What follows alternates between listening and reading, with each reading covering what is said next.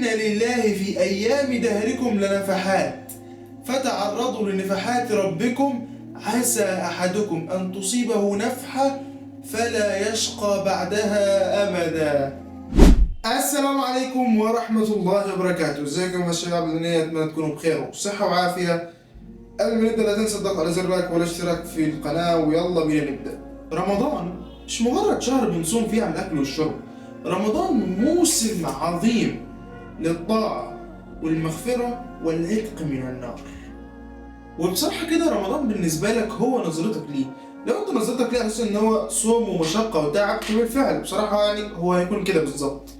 اما لو نظرتك ليه نظرة ان دي فرصة للعتق من النار والمغفرة، وان انت تكون انسان افضل بكتير جدا، لان رمضان بجد هو شهر البركة والاحسان. طيب ازاي اخلي رمضان ده احسن من رمضان بتاع السنة اللي فاتت؟ هتمسك ورقة وقلم وتبدأ تحط أهداف اللي أنت عايز تطلع بيها من رمضان. طيب أنا بقى بصراحة مش بتاع الأهداف بقى والحاجات دي جامد. أعمل إيه؟ تمام، سواء كده بقى أو كده، فلازم تكون عارف إن في حاجات لازم تمتنع عنها.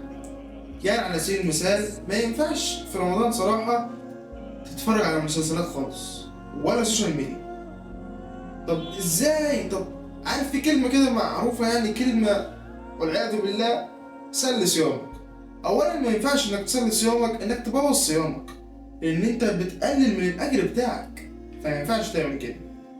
ولا سيما بقى لما تحط كده في دماغك للصائم فرحتان، فرحة لما تفطر وفرحة يوم القيامة لما تقابل ربنا. وأن من عرف شرف ما يطلب هان عليه ذل ما يبذل. طيب تركنا مسلسلات، محتاجين بقى نعوض الجزء ده كله. فهي دي بقى الخطة اللي انت هتعملها، وتمسك ورقة وقلم. طب انا خلاص امتنعت عن امر 1 2 3 والمعاصي اللي انا متعود عليها خلاص. ولا سيما ان في رمضان طبعا الشياطين بتكون مسلسلة مردت، وكبار الشياطين بيكونوا مكبلين ومسلسلين، وابواب الجنة بتفتح وابواب النار بتغلق. يا باغي الخير اقبل ويا باغي الشر اقصر.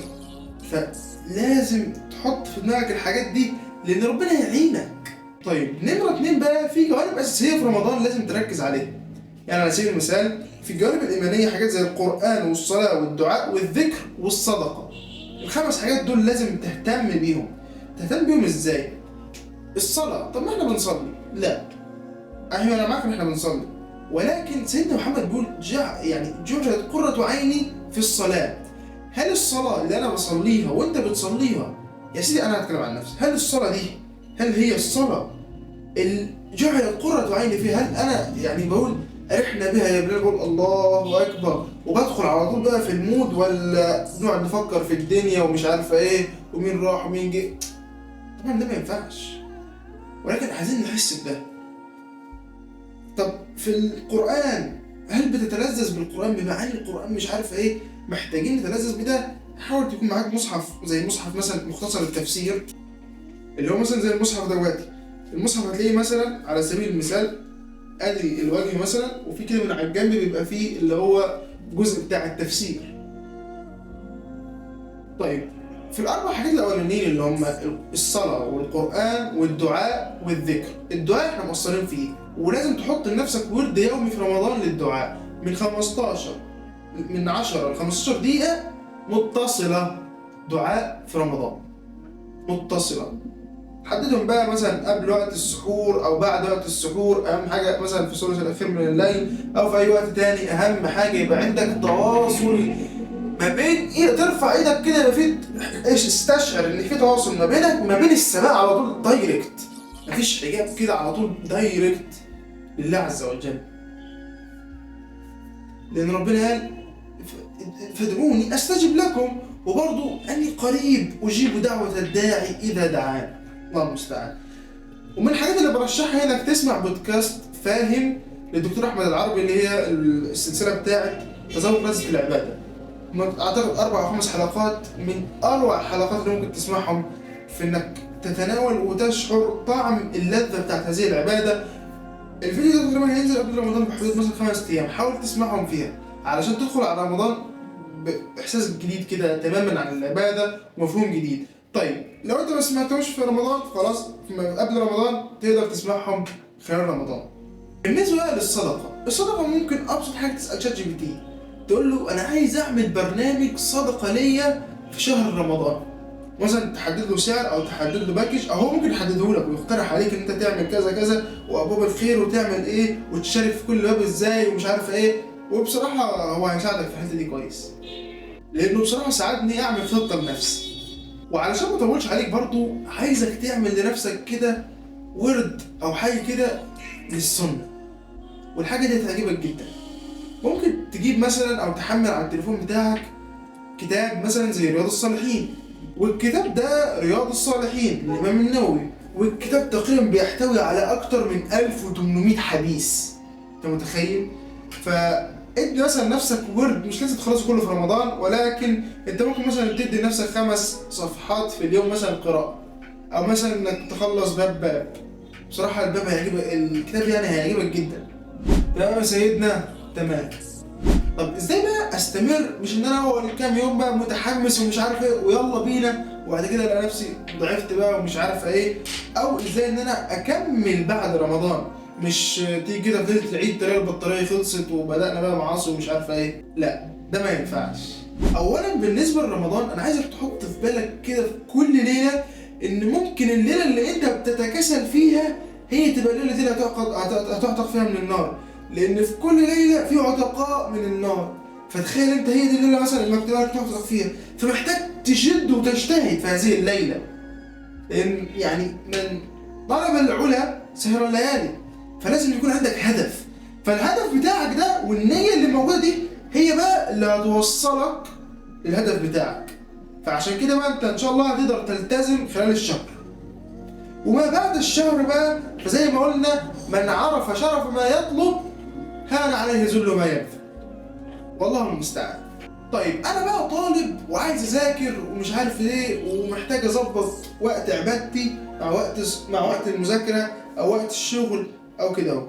طيب الحمد لله اولا في شهر رمضان انت وقتك اصلا مترتب لوحديه يا باشا جاهز. طب ازاي انا مش واخد بالي ازاي مترتب لوحديه؟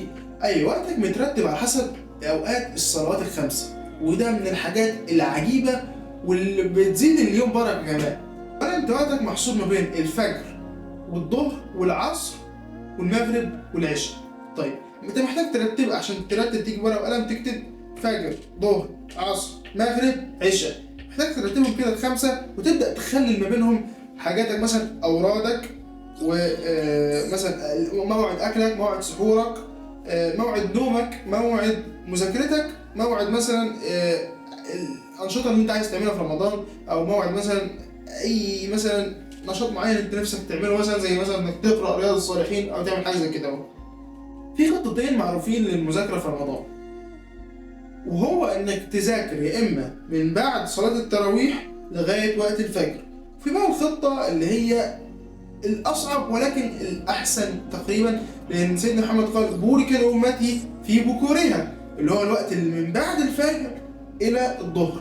الوقت ده طبعا اكبر، ولو انت قبل مثلا لو انت مثلا نمت بعد التراويح على طول وصحيت قبل الفجر مثلا اتسحرت ومثلا صليت ركعتين واشرب يا سيدي كوبايه قهوه او اي حاجه مثلا ممكن تساعدك كده تفوق لغايه مثلا صلاه الظهر. وبعد الظهر مثلا ما بين الظهر والعصر خد لك قيلوله كده اهو، سواء يعني اخترت البرنامج ده خد لك البرنامج ده، حاول مثلا تشوف لك كده قيلوله كده في نص اليوم علشان ايه تقدر تسند معاك.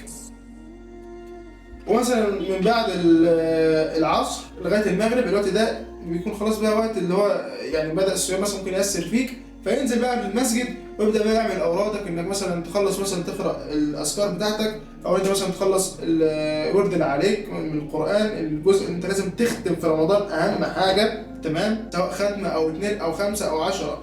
وفي ذلك في يتنافس المتنافسون. انت عارف انا في واحد قال لي ان في حد السنه اللي فاتت رمضان بتاع السنه اللي فاتت ده ختم 35 ختمه. شوف الرقم، يعني مثلا قول 30 ختمه في اليوم مش عارف، لكن 35 ختمه. هنقعد بقى نقول ازاي وننظر على بعض، لكن ده بالفعل في ناس بجد بتعمل كده ربنا بيوفقها. فعايزين نجد ونجتهد.